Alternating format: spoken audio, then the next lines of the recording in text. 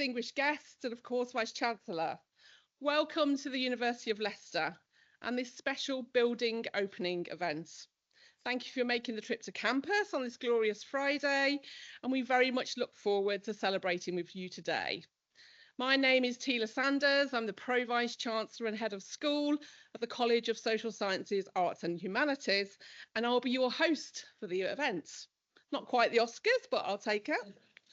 The next hour will be a range of speeches and a chance to engage in the activities around the room. Many thanks for our guests with the stalls.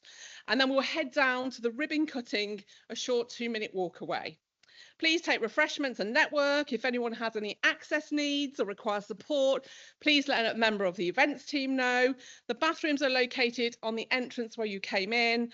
Ask the receptionist to let you in. And please comment on the survey for feedback near the cake stand. Without further ado, please welcome our Provost and Deputy Vice-Chancellor, Professor Henrietta O'Connor.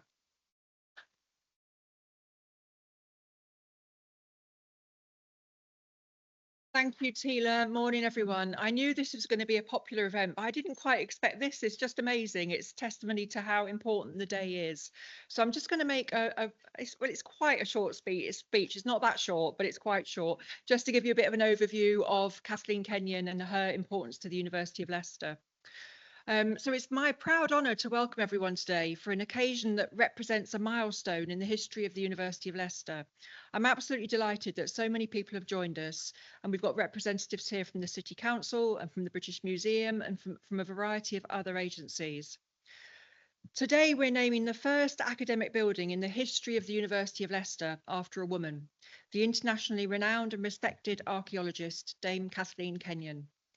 We do so not only to celebrate International Women's Day, a global day celebrating the achievements of women, but to place a permanent marker for the women who've shaped our world. International Women's Day has been around for over 100 years, as has this university. It's a measure of the pace of change that it's only now we're recognising women in this way. But in the past few years, that change has accelerated. We have other non-academic buildings that have been named after women. We have a gallery of inspirational women at the University of Leicester on display outside the council chamber.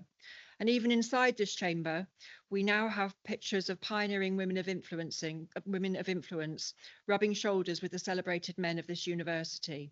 And those who've worked here will know how long it's taken us to achieve this. These women have shaped our thinking. And I'm proud that a woman who broke the mold herself, terrible pun coming up, a trailblazer, if you like, now represents a rich part of our academic world. Today is also a reflection of the change that's occurred at this university after a century. The first female Chancellor is Dame Maggie Adair-Pocock, and for the first time, the university is minority-led. The message we're sending is that change is real, and it's happening now. We are indeed citizens of change. Dame Kenyon was an exceptional person, a woman in a man's world in the last century who advanced women's roles in archaeology and mentored many in the field. Breaking barriers, being inclusive and inspiring, achieving excellence and shaping society is what we're about as a university, but could equally describe Dame Kenyon. She was internationally recognised. She was renowned for her work on ancient sites in the UK, as well as prehistoric sites in the Middle East and classical sites in North Africa. She connects us to our locality. Dame Kenyon led excavations of the Drury Wall, one of the city's most famous landmarks. The excavations there transformed our understanding of Leicester's Roman past. She conducted world-changing research. This provides a testament to the work being done in our School of Archaeology and Ancient History and our School of Museum Studies, which are housed in the building that we're naming today. Dame Kenyon's work resonates powerfully with the work in archaeology and ancient history and museum studies. And she was exceptional at multitasking. Her eclectic career included writing and publishing, teaching, administration, management of academic institutions, as well as an extensive field career. She was principal of St Hugh's College, Oxford, for over a decade, and as if that were not enough, during the Second World War, she served as Divisional Commander of the Red Cross in Hammersmith. Of Dame Kenyon's many claims to fame, she's known for excavating Jericho to its Stone Age foundation and showing it to be the oldest known continuously occupied human settlement. Recognition for Dame Kenyon came not only in the form of being appointed a Dame Commander of the Order of the British Empire in 1973, she was appointed a Grand Officer of the Order of Independence by the King of Jordan in 1977. She was also a Fellow of the British Academy and of the Society of Antiquaries, and the Kenyon Institute was named in her honour. Much more could be said about Dame Kenyon, and we'll hear more today, but I want to reflect on the building being named after her. It houses the School of Archaeology and Ancient History, home to a world-class international team of scholars engaged in cutting-edge research and teaching.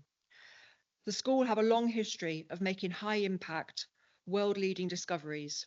The award-winning University of Leicester Archaeological Services, the team that discovered King Richard III under the car park, is hosted here, providing support for archaeological training. The School of Museum Studies, which is also housed here, has a global reputation for leading-edge thinking and experimental practice in museum studies. It was established in 1966 and is the only autonomous department in the UK dedicated to the study of museums and galleries, as well as being the oldest and largest academic unit of its kind in the world. I think it's entirely befitting that such pioneering disciplines should work under the banner of an inspirational and pioneering woman in her field. And I thank those, and there are so many people to thank, who have worked hard to have this building named after Dame Kenyon. I'd like to end on the fact that just as Dame Kenyon did, today we're building a legacy. Not only are we celebrating international research and teaching, we are stating how proud we are of the work that goes on at the university and how it connects to the locality and beyond. And we're sending a message to the future generations that the writing is literally on the wall for those that exclude women and their contributions and achievements. Finally, on a personal note, I want to say how proud I am that this first has occurred during my tenure as the first woman provost of this university. Being first means we have the added responsibility of being representative and being visible in order to be a role model. It also marks how change is happening, and as we prepare to celebrate International Women's Day tomorrow, we can reflect on how far we've come and how far we still have to go. And that is why today is so important. Dame Kenyon defied the odds by her achievements, and we're signalling to girls and women that they too can dare to aspire and that their dreams can come true. As we imagine a gender equal world, free of bias, stereotypes and discrimination, a world that's diverse, equitable and inclusive, we look to women like Dame Kenyon. I thank everyone today for their support, because it's through collective action and shared ownership for driving gender parity that makes International Women's Day so impactful. I really appreciate your time today. I hope you enjoy the rest of the day, and thank you.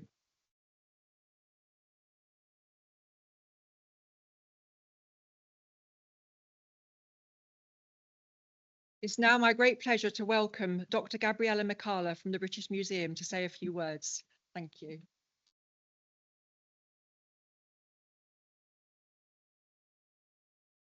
Thank you very much. It's a great honor for me to be here and for women in science, women in archaeology, and all the women that made a difference in our lives. And of course, as archaeologists, we all, especially women, we all owe a lot to Kathleen Kenyon and her memory. So I'm very honored, and thank you for the introduction.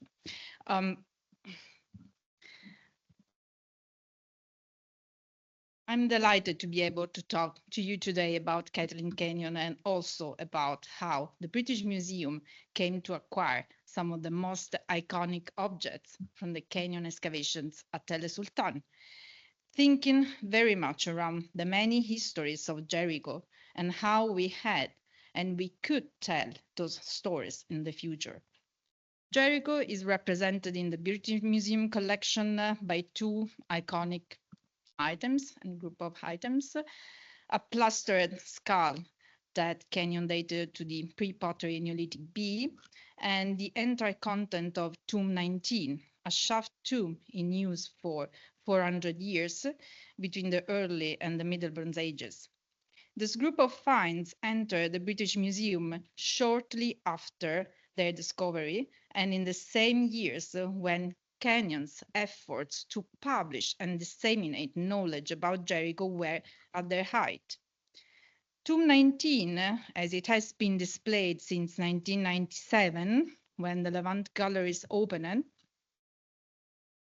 and this is the current status of the display, is reconstructed, reproducing a shaft tomb and its content, a display that it includes, however, only a selection of the objects.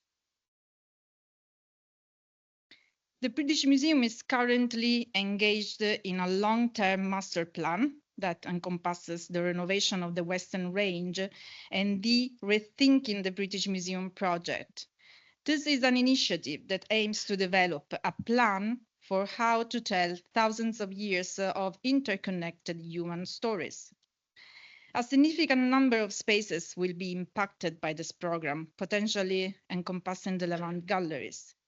The Rethinking the British Museum program will undoubtedly provide an opportunity to re-evaluate the narratives associated with Jericho and its inhabitants over its long history.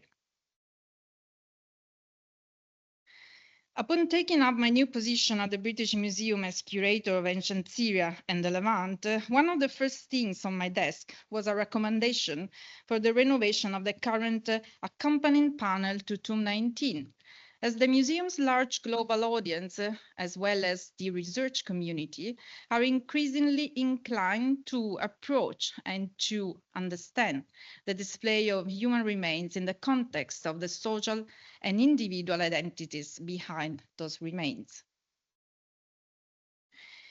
It is possible, I think, that a conceptual shift from human remains to what remains of humans could guide us in our future reinterpretation of the contents of Jericho's tomb. However, it would be an omission if we didn't see Kathleen Kenyon as one of the main responsibles for this change in archaeological research, especially in the Middle East. Her research approach allows us to see a society and a civilization behind these remains, even where and even when civilization was not expected. She laid the foundation for the research questions that have guided the field since the 50s and which continue to inform research and public displays to this day.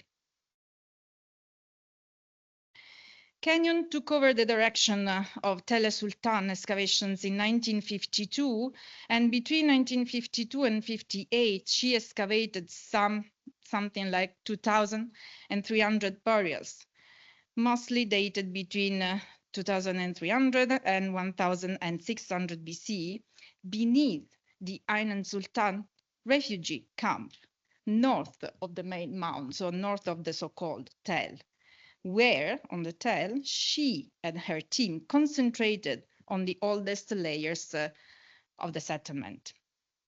Based on her excavation of the Tel, she argued that the existence of a Neolithic village with mighty fortifications made it the oldest city in the world.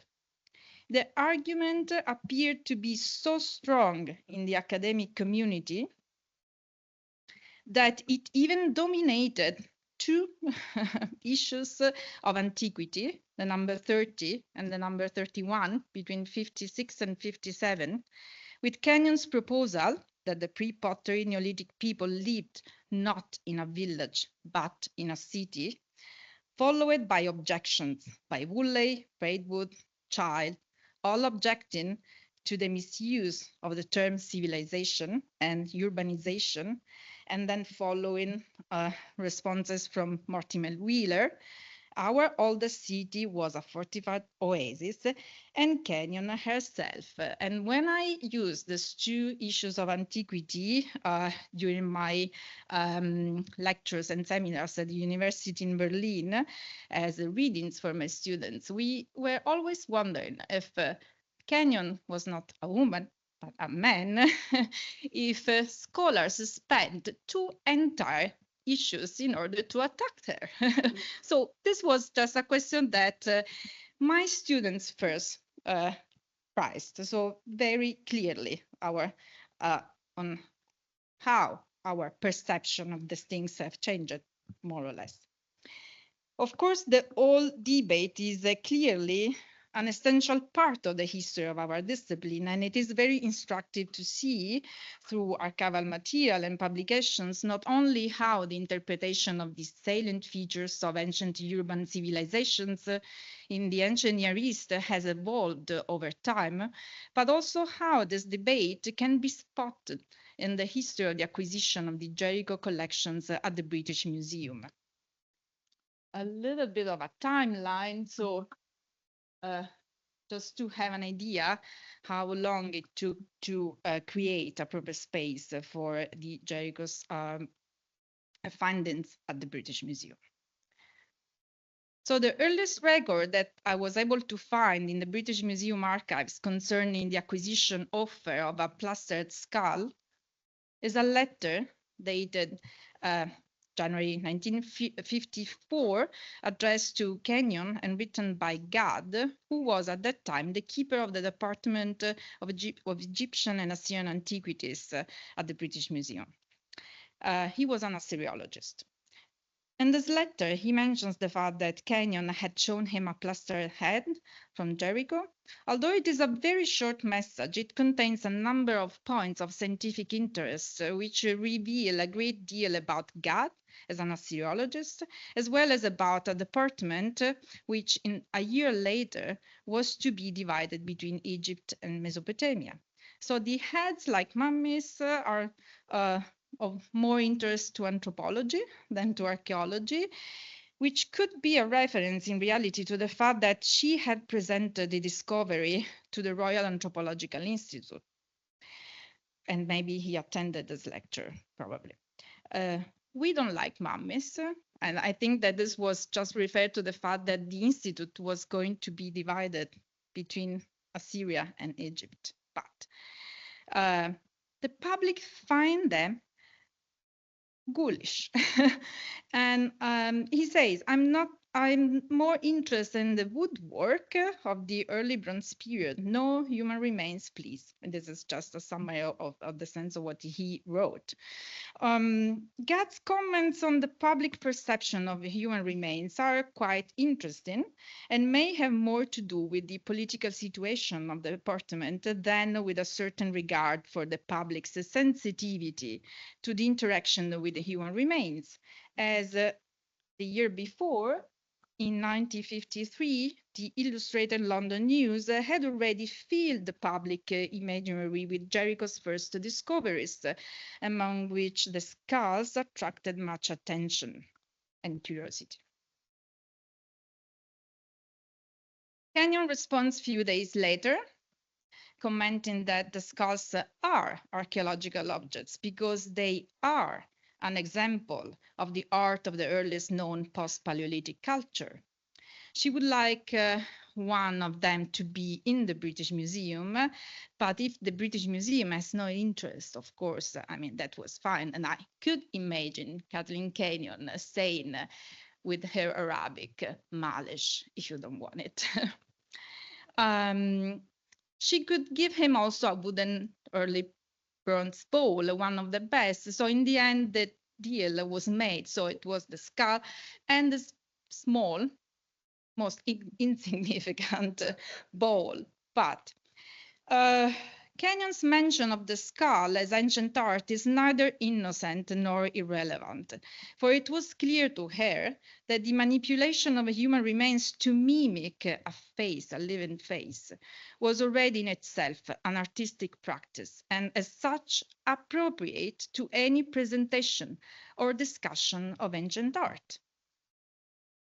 An approach indirectly confirmed by the fact that Henry Frankfurt in 1954 included a comparable head from Jericho in his survey of Levantine art, linking it to a cult of ancestors, and thus anticipating what archaeology would confirm in the following decades as one of the most distinctive features of the Syro-Levantine cultures.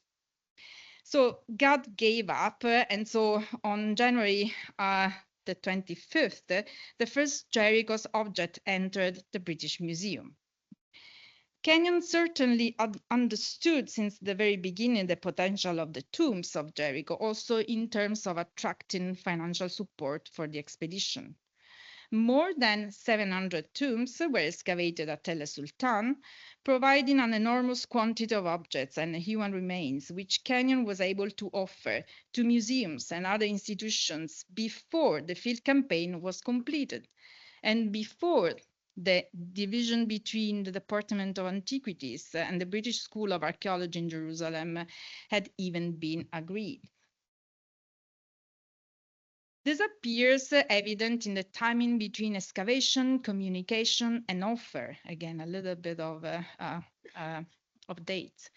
Tomb 19 was opened on November the 25th of the 1957.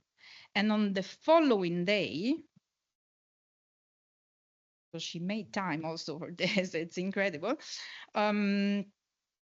She wrote to both Barnett, who was then the keeper of the Western Asiatic Antiquities at the British Museum, so the department changed the name in the meantime, and the director of the British Museum, offering the tomb and pointing out that there would not be a better one. National interest finds from a major British expedition must have a place at the British Museum, and lack of money, which seemed to be a structural problem of the expedition. It is imperative to acknowledge the significance of these documents, not only because they provide the earliest comprehensive account of the tomb's contents, but also because they contain Kenyon's specific recommendation that the tomb is an outstanding specimen for a reconstruction. As the dialogue progresses, it becomes increasingly evident that Barnett's primary interest lies in the acquisition of the tomb, particularly with respect to its potential display. He repeatedly emphasized the potential for creating a dedicated space for it, underscoring its significant scientific and popular appeal. This assertion is further substantiated by the extensive coverage of Jericho's discovery and their historical significance that was provided by the Illustrated London News the previous year. So Jericho was in the news very often.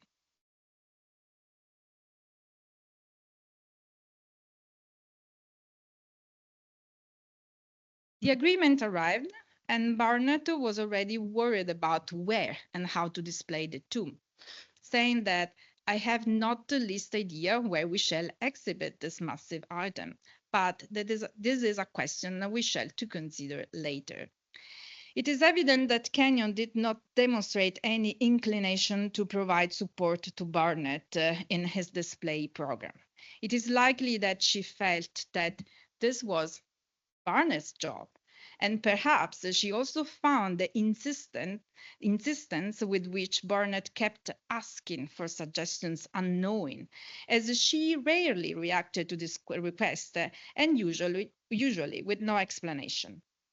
Although not all the boxes containing the tomb's artifacts had arrived in London by this point, Barnett was discussing the issue of their display with the relevant subcommittee, proposing that the basement could be used for its display.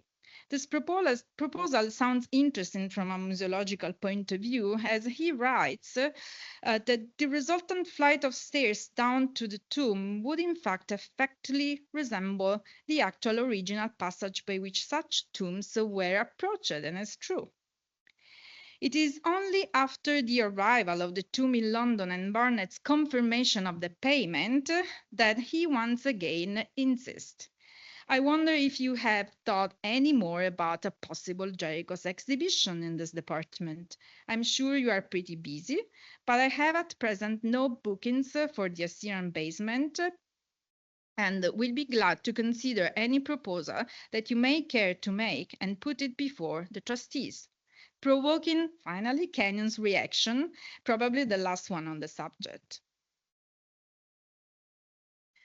On November the 21st, 58, she writes, "We are more than bankrupt at the moment. As regards the suggested exhibition, I think that this is the answer. We just could not afford it. I should also find it extremely difficult to give the necessary time to it." She was really busy. If perhaps in 1960s finances are looking up, it would certainly worth thinking about. Barnett was nurturing the idea of expanding the stories that could be told with the collections under his responsibility, and he actually did, designing in his career the new Assyrian galleries, the Syrian room, the writing room. Although the project of a dedicated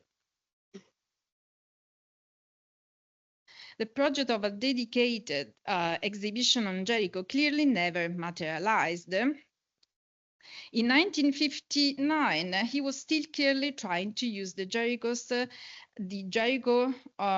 findings in the British Museum's permanent display. As he writes, "I would very much like to have a representative display for our collections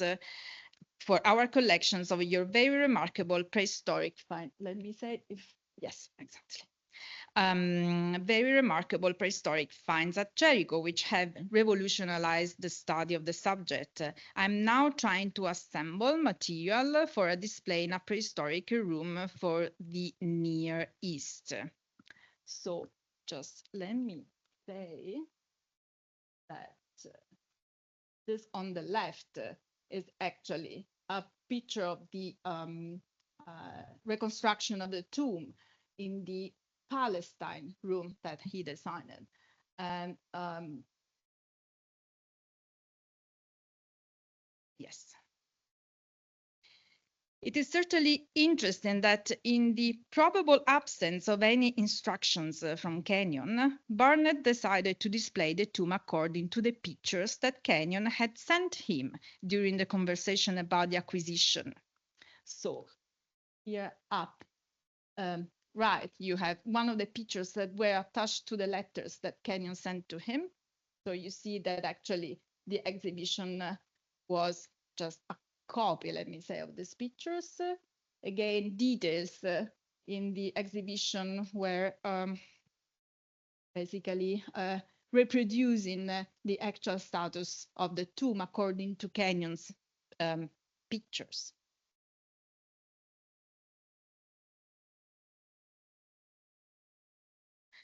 So Barnett decided to display the tomb according to the pictures that Kenyon had sent him during the conversation about the acquisition, and certainly to the several images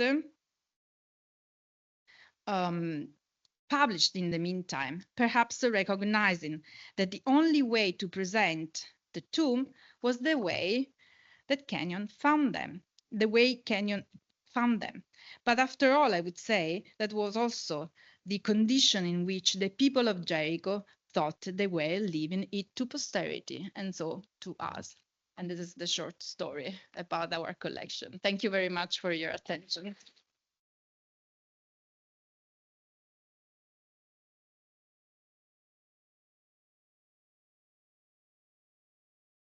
Fantastic. Thank you so much for that introduction. Please can I welcome Dr. Alice Samson from the University of Leicester, who's going to talk more closely about Kathleen Kenyon and the university.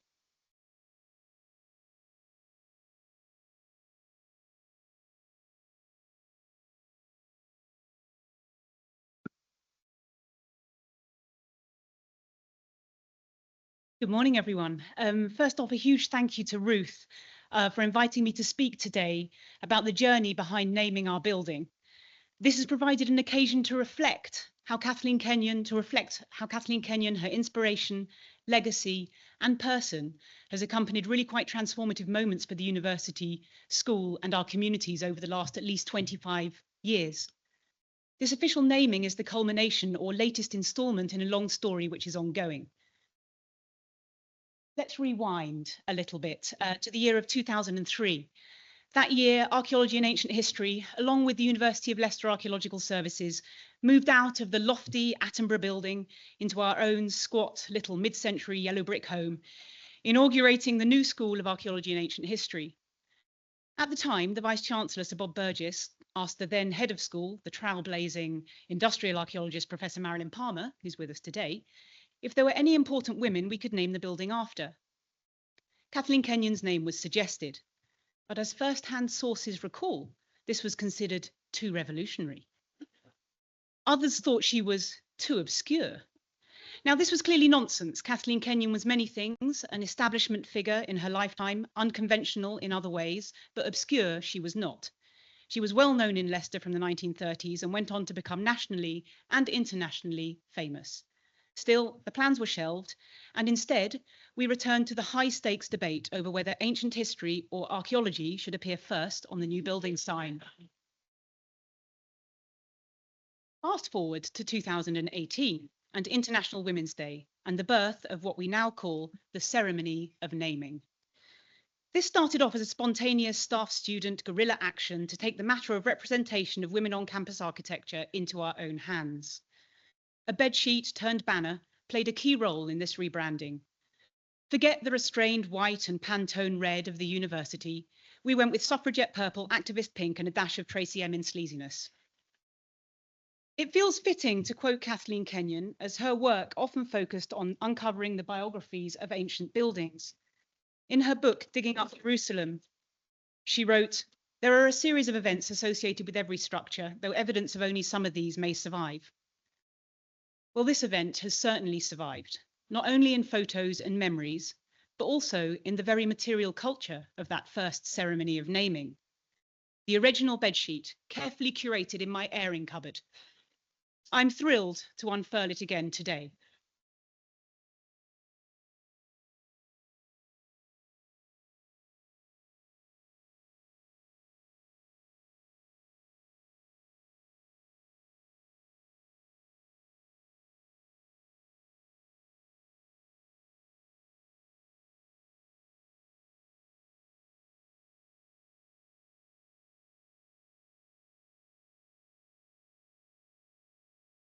You can see, I think Teela's got there one of the frayed edges, which are the evidence of the beast from the east, which ripped through in March 2018, and also slightly faded due to the occasional washing machine cycle, much to Deirdre O'Sullivan's horror, who insists I'm destroying its authentic heritage value.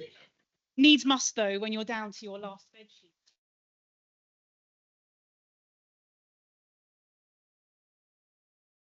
Since that year, we've hoisted a banner annually, although sometimes it was more of a stretch out of an upstairs window, with the head of school, Mark Gillings, in this photo, securing it against the gusts. And I should say that every head of school has supported this naming, from Colin Hazelgrove, David Mattingly, Hugh Barton, Ruth Young. Later in 2018, the student body reignited the push for an official name change.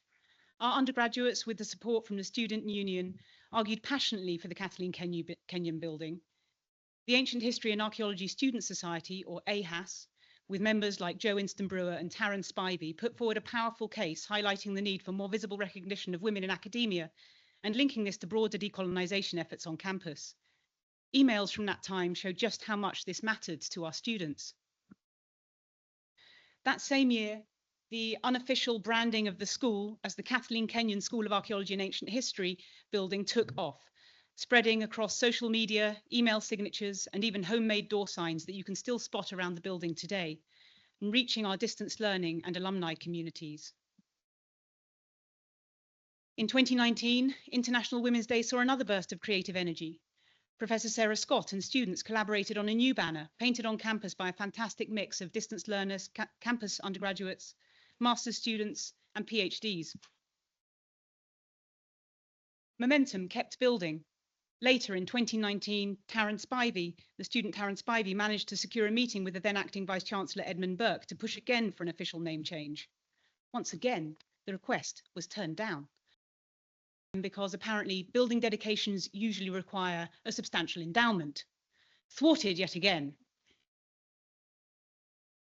In 2020, staff, the Ancient History and Archaeology Student Society and the University of Leicester Archaeological Services, who were ever staunch supporters of the Kenyon dedication, came together for a joint event coordinated by Professor Sarah Scott, who saw it as an opportunity to strengthen ties between the city and the university.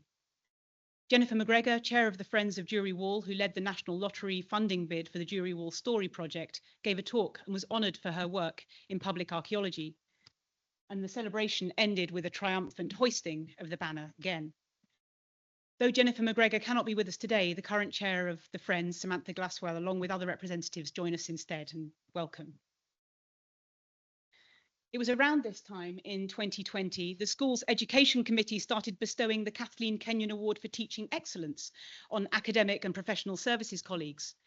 We wanted this to be a tangible and visible award, and although not quite up there with Kathleen's CBE, nevertheless a very dashing pin badge with the motivational text, "Good job," and Kathleen's photo.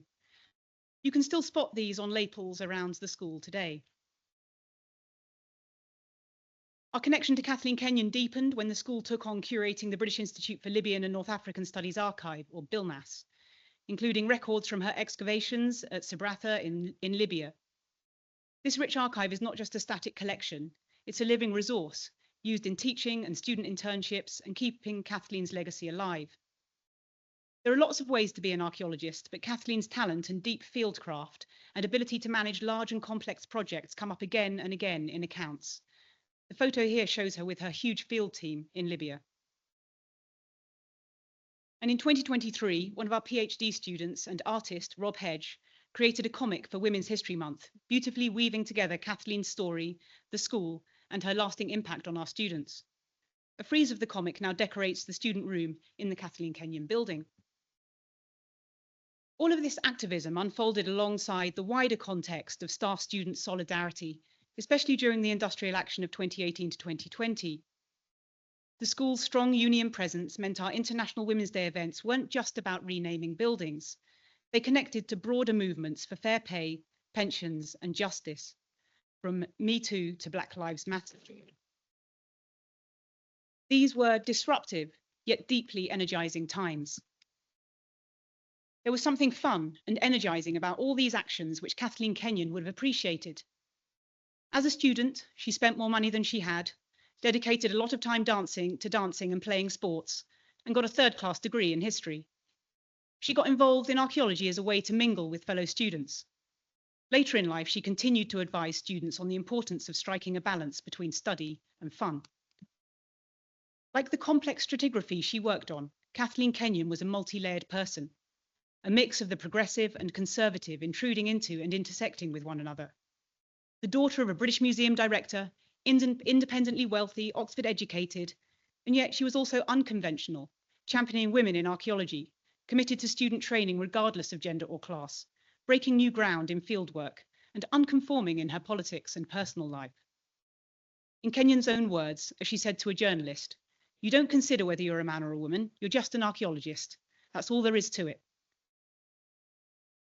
Biographies tend to observe Dame Kathleen Kenyon lived a solitary and unmarried life, which is not true. She lived with a succession of beloved dogs and her partner, Vivian, for 40 years, someone who cared for her and ran the logistics of her fieldwork at home and abroad, with whom she lived, travelled, gardened, and was with her until her death at the age of 72. It's been a privilege to revisit this story, to learn new things about Kathleen Kenyon and her inspirational life, and to celebrate her name, not just on a building, but as part of an ongoing dynamic legacy. As staff and students, we've built something special, a place that champions inclusivity, activism, and education for all. Together with museum studies, we can be proud of permanently associating our building after a transformational scholar, a queer icon, a pioneer, and an educator. We can celebrate as proud citizens of change.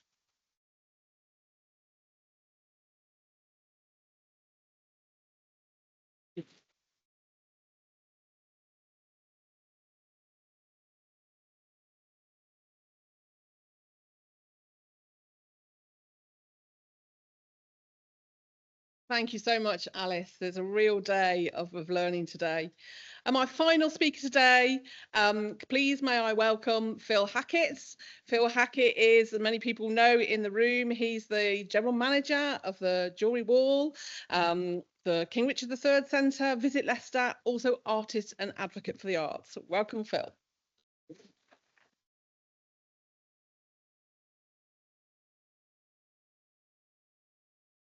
Thank you, everybody. I just wanted firstly to say thank you to the University of Leicester for inviting us to be here today. It's a really prestigious day and we're really delighted to be associated with the Dame Kathleen Kenyon building being named. Kathleen Kenyon's excavations at Jewellery Wall in the 1930s captivated the people of Leicester. The 2nd century bathhouse had been uncovered by chance after the factories surrounding the Jewellery Wall were demolished to make way for the construction of a new baths, the public swimming baths in Leicester. The public interest in the Roman ruins led to the fabulous brutalist concrete building being erected adjacent to the ruins. That saw the start of the collaborations between Leicester Museums and Galleries and the University of Leicester. The upper floor of the building was designed by Trevor Dannett. The upper floor of the building, the entire building is designed by Trevor Dannett, but the upper floor of the building became the home of Vaughan College, the adult education campus of the University of Leicester. And the lower floor became the Jewellery Wall Museum, which opened to the public in 1966.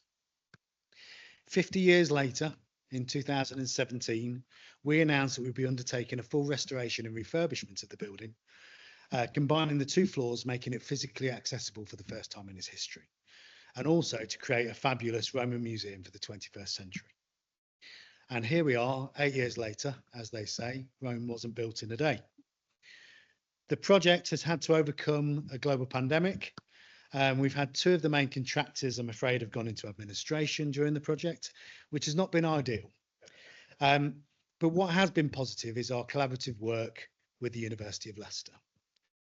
So the University of Leicester's Archaeological Services team have assisted us with research and support towards ensuring historical accuracy, and their ongoing excavations across Leicester continue to uncover Roman remains, adding new content to the incredible collections, many of which will be on display in the new museum when it opens.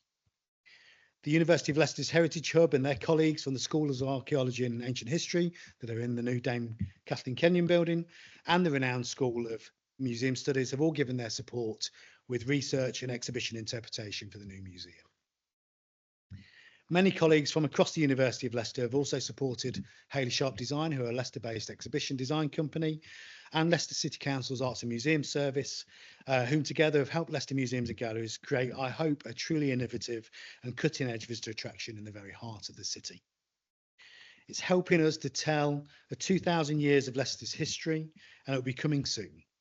But until we have an opening date to share, we look forward to the Old Town Festival, Roman edition, which is going to be happening in Jubilee Square in Leicester's Old Town, so all the areas surrounding the cathedral, with a Roman encampment and reenactors of both military and civic life. We're going to have a Roman chariot tricycle race, and we're building a life-size Roman triumphant arch out of recycled cardboard with the public, who are then going to demolish it the following day, so the fall of Rome will also happen again. That's just to name a few of the things and exciting events and activities that are happening that weekend. Finally, I just wanted to ask for your help, really. Leicester Museums and Galleries are one of 10 nominees for the Visit England's National Tourism Superstar Award. We have a QR code at the back of the room, as well as some things for you to have a look at. But the winners are decided by national vote. So we have been nominated by the public. We're one of only 10 nominees.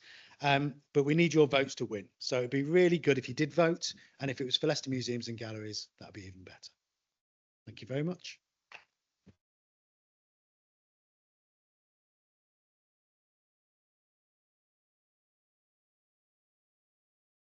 Just finally, some thanks then. We'd really like to extend our thanks to our guests, our speakers, the British Institute for North African Studies and their archive. They provided the photographs, the information about Kathleen Kenyon's life, and support for the exhibition from Anne-Marie Williamson and Professor David Mattingly, who unfortunately can't be here today. He's digging in Madrid. Professor Sarah Scott and the Heritage Hub have been absolutely integral to this event. Students from the School of Archaeology and Ancient History and Museum Studies, and also University of Leicester's Archaeological Service, they've been central, as you've seen, in the naming of the roles. Our two ambassadors, student ambassadors, Rachel Ang and Zori Rubel, have been really, really important for today. The School of Archaeology and Ancient History and Museum Studies as well want to extend their thanks particularly to Professor Ruth Young, Professor Hugh Barton, Doctors Alice Samson, Rachel Crellin, Deirdre O'Sullivan for spearheading the renaming of the campaign over all these years, and Professor Sandra Dudley for support of the event today. Thanks to Rob Hedges, who did the wonderful cartoon, an artist and history PhD student here at Leicester, who's provided the brilliant Kathleen Kenyon artwork for the student study room that you can see when we move down. Also, Mike and Scott from AVS Services, absolutely fantastic to support. Josh Morley for the fantastic cake, which you might be able to have a little piece in a minute. So thank you so much to all our guests. A special mention to the Friends of the Jewellery Wall Museum. Jennifer McGregor, the chair of the former chair of the Friends of Jewellery Wall, has already been guest of honour in 2020, but we really want to continue to thank the relationship we have with the Jewellery Wall Museum. We have another celebration of heritage on March the 22nd in collaboration. Finally, thank you to Phil. We're delighted to be working with you and your teams on the Jewellery Wall and many other exciting projects for the future. We look forward to working with you over the coming years at the Jewellery Wall and beyond, working collectively to ensure that the city's heritage in all its forms is accessible and celebrated, helping to create a sense of belonging and pride in place for the people of our region. Together, we can build on the pioneering work of our predecessors to ensure a vibrant and sustainable future for our disciplines and to further strengthen our communities through heritage and culture. The renaming of the building is a fitting testimony to Kathleen Kenyon's achievements and to the collective efforts of those involved in exploring and championing Leicester's rich heritage and its power to change lives. Thank you again for coming today. We invite you, after the cake cutting, to join us for the ribbon cutting down at the building, just a short walk. So please can I finally invite Henrietta and Phil to do the cake cutting.